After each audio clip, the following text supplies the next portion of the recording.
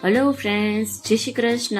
આજે આપણે બનાવશું લગ્ન પ્રસંગમાં જેવા આપણે બધા ખાઈએ છીએ એવા લાઈવ ઢોકળા બનાવવાના છીએ. લાઈવ ઢોકળા આપણે લગ્ન પ્રસંગમાં તો ખૂબ જ ભાવે છે, ખૂબ જ પસંદ આવે છે, પણ જ્યારે આપણે ઘરે બનાવીએ છીએ ત્યારે એવા લાઈવ ઢોકળા બનતા નથી. તો આજે આપણે સિક્રેટ ટિપ્સ સાથે બનાવશું બેટર કેવી રીતે બનાવવું એ રીતે. તો ચાલો આપણે બનાવીએ. એના માટે એક પેન લીધું છે, એની અંદર 1 કપ જેટલો બેસન એડ કરશું. ઘરનો જ મેં અત્યારે ચણાનો લોટ લીધો છે, એની જગ્યાએ તમે જે બહારનો બેસન આવે છે લઈ શકો છો. અડધો કપ જેટલો ચોખાનો લોટ લેશું અને એથી અડધો રવો લેશું, એટલે કે 4 ચમચી જેટલો રવો એડ કરશું. 1 કપ બેસન, એથી અડધો ચોખાનો લોટ અને એથી અડધો રવો, ત્રણેય વસ્તુ એડ કરીને એની અંદર અત્યારે ખાટું દહીં અથવા ખાટી છાશ એડ કરશું. અડધા કપ જેટલી મેં લીધેલી છે. અને હવે એ જ કપની અંદર પાણી ભરી લેશું. આખો નહીં ભરું, થોડોક ઓછો રાખશું અને આને બેટરને સરસ રીતે મિક્સ કરતા જશું. જે મેં 1/4 કપ પાણી ભર્યું છે એ બધું જ આની અંદર આપણે મિક્સ કરી દેશું. તમારે એક ખાસ ધ્યાન રાખવાનું કે માપ એકદમ સરખું જ રાખવાનું. જે વાટકીથી તમે ચણાનો લોટ અને જે વસ્તુ બધી નાખી છે એ જ લોટથી પાણીનો લોટ આની અંદર બેટર બનાવવાનું છે આપણે. બેટર વધુ આપણું એકદમ પતલું ન હોવું જોઈએ, બહુ થીક ન હોવું જોઈએ, એ રીતનું બેટર આપણે બનાવવાનું છે. જો બેટર તમારું સરસ બનશે તો જ તમારા લાઈવ ઢોકળા સરસ બનશે. 10 મિનિટ આપણે આને રેસ્ટ આપશે. હવે આપણે લાઈવ ઢોકળામાં જે ચટણી ખાઈએ છીએ એ ચટણી બનાવી. એના માટે લસણની કળીઓ લેશું 15 થી 20, લાલ મરચું પાવડર એડ કરશું 2 ચમચી, ધાણા જીરું પાવડર 1 ચમચી અને અડધી ચમચી જીરું એડ કરશું. સ્વાદ અનુસાર મીઠું એડ કરશું. આ બધી વસ્તુ મિક્સ કર્યા બાદ હવે આપણે આને ખાંડી લેવાનું છે, એટલે કે વાટી લેવાનું છે. સરસ રીતે આપણે આને વાટી લેવાનું છે. જો તમે લસણ ન ખાતા હોય તો લસણ તમે નથી નાખવાનું અને એમનામાં જ આ ચટણી બનાવો તો એ સ્વાદ ખૂબ જ સરસ આવશે. ચટણી સરસ રીતે ખંડાઈ ગઈ છે. હવે આપણે આને સાઈડમાં રાખશું, પછી આપણે આનો વઘાર કરશું. હવે આપણે જે બેટર હતું એ જોઈ લઈએ. 10 મિનિટ થઈ ગઈ છે. બેટર આપણું સરસ રીતે ફૂલીને તૈયાર થઈ ગયું છે. હવે આની અંદર આપણે મસાલા એડ કરશું. અડધી ચમચી હળદર, સ્વાદ અનુસાર મીઠું. સ્વાદ અનુસાર મીઠું નાખ્યા બાદ હવે આની અંદર આદુ મરચાની પેસ્ટ એડ કરશું. જો લસણ ખાતા હોય તો લસણ પણ તમે નાખી શકો છો. સરસ રીતે આપણે આ બધી વસ્તુને મિક્સ કરી દઈશું. બેટર આપણું એકદમ સરસ રીતે થઈ ગયું છે. હવે એની અંદર આપણે તેલ એડ કરશું. 2 ચમચી જેટલું તેલ એડ કરવાનું છે. અને હવે આપણે ઈનો એડ કરશું 1 ચમચી જેટલો, એટલે કે જે 10 રૂપિયાની પેકેટની અંદર ઈનો આવે છે એ બધું આપણે આની અંદર અત્યારે નાખી દેશું. અને તેલ નાખવાથી જે ઢોકળા આપણે પાછળથી કોરા કોરા લાગે છે, ખાતી વખતે કોરા નહીં લાગે, એટલે તેલ એડ કરવું ખૂબ જ જરૂરી છે. ઈનો ઉપર 2 થી 3 ચમચી જેટલું પાણી એડ કરી સરસ રીતે મિક્સ કરી દેવાનું.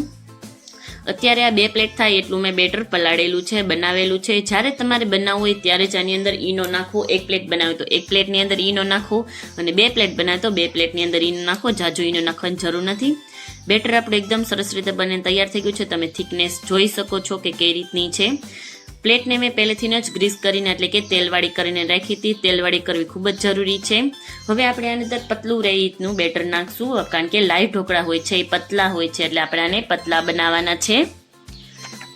સરસ રીતે થાળીની ઉપર આપણે બેટર પાથરી દઈશું.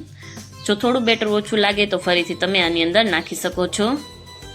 ઉપરથી લાલ મરચું પાવડર એડ કરશું. જોઈને જ ખાવાની ઈચ્છા થઈ જાય તેવા આપણે આજે લાઈવ ઢોકળા બનાવ્યા છે.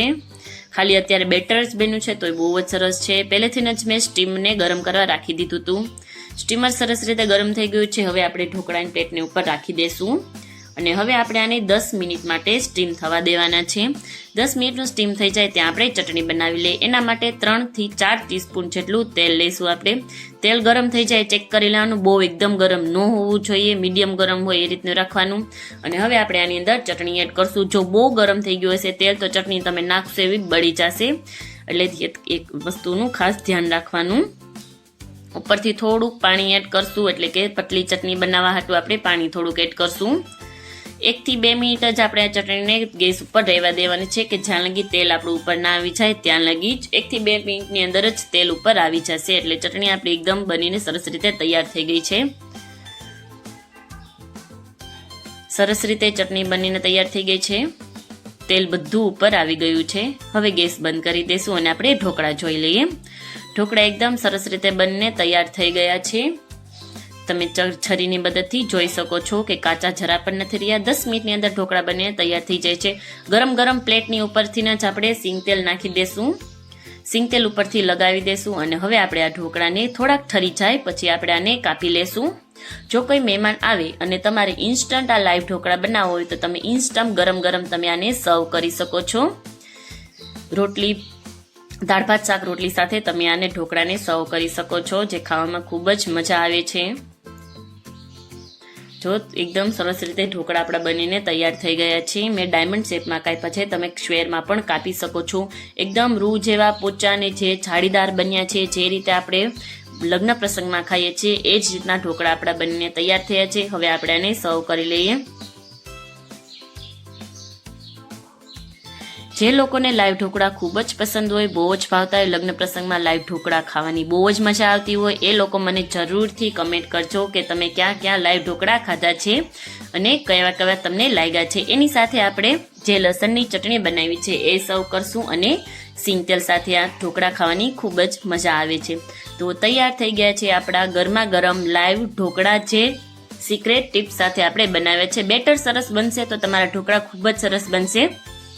તો તૈયાર છે આપણા લગ્ન પ્રસંગમાં મળે તેવા લાઈવ ઢોકળા. જો તમને મારી રેસીપી પસંદ આવી હોય તો મારી ચેનલને લાઈક કરજો, શેર કરજો, સબસ્ક્રાઇબ કરજો અને બેલ આઇકન દબાવવાનું ના ભૂલતા કે જેથી કરીને નવા વિડીયો નોટિફિકેશન તમને મળતી રહે. Bye bye friends, thank you friends. અને મને તમે જરૂરથી જણાવજો કે તમે કોના લગ્નમાં તમે લાઈવ ઢોકળા ખાધેલા છે. બાય બાય ફ્રેન્ડ્સ, મળીએ આપણે એક નવા વિડીયો સાથે.